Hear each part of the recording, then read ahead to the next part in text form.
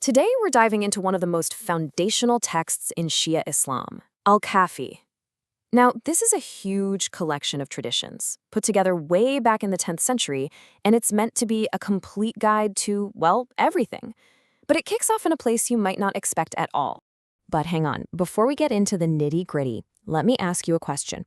If you had to pick just one single most important human quality, the one that everything else is built on, what would you choose?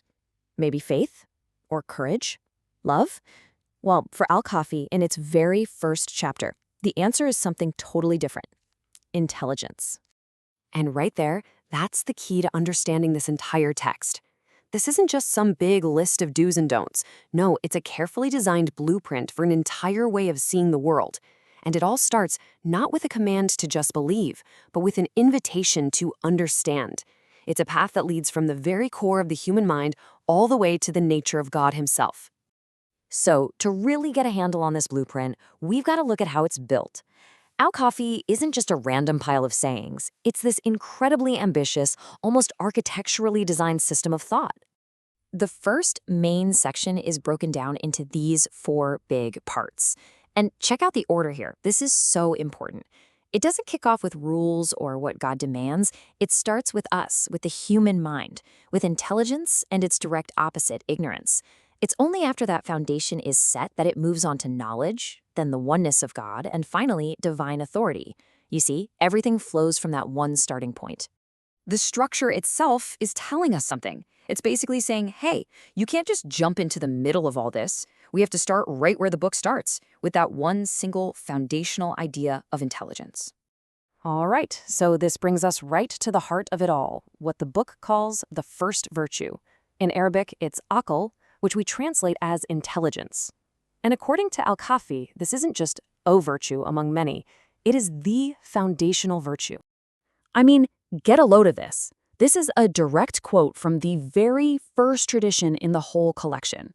God is speaking directly to intelligence right after creating it, and says that nothing he's created is more beloved to him.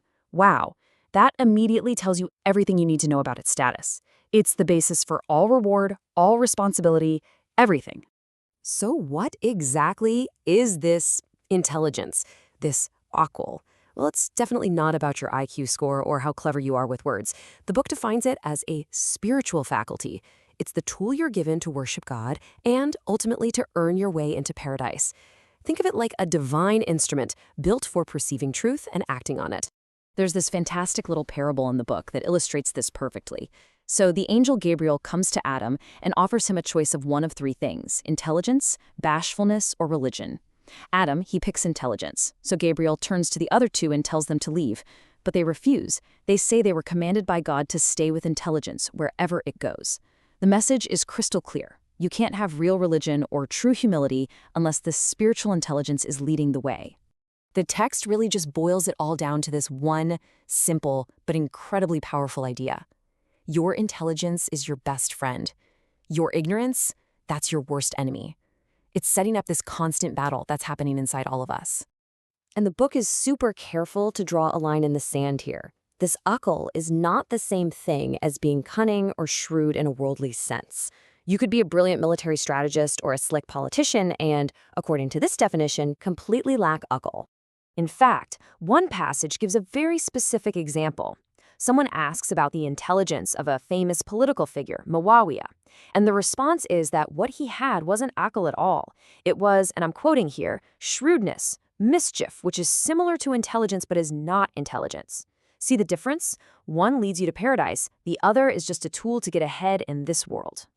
So, if you think that's deep, the book takes this whole idea to another level. It frames this internal conflict, this struggle between intelligence and ignorance, as not just a struggle, but a literal war, where each side has its own army.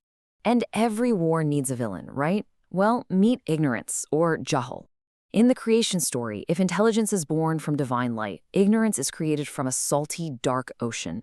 And when God commands it to come forward, it's arrogant, it's disobedient, and it gets condemned right on the spot. So God establishes these two cosmic forces, and then he gives each of them a legion of 75 soldiers. But these aren't soldiers with swords and shields. They're the virtues and vices that are constantly battling for control inside every single one of us. And this gives us a complete moral map. On one side, you have team intelligence. Its minister is goodness, and its soldiers are virtues like belief, justice, and mercy. On the other side, you have team ignorance, ministered by evil, with its forces of disbelief, injustice, and anger. From this point of view, every moral choice you make, big or small, is basically a skirmish in this epic internal war. Okay, so we've defined intelligence and we've met its enemy. Let's zoom back out now and see how this one concept becomes the absolute key to unlocking the rest of the book's worldview.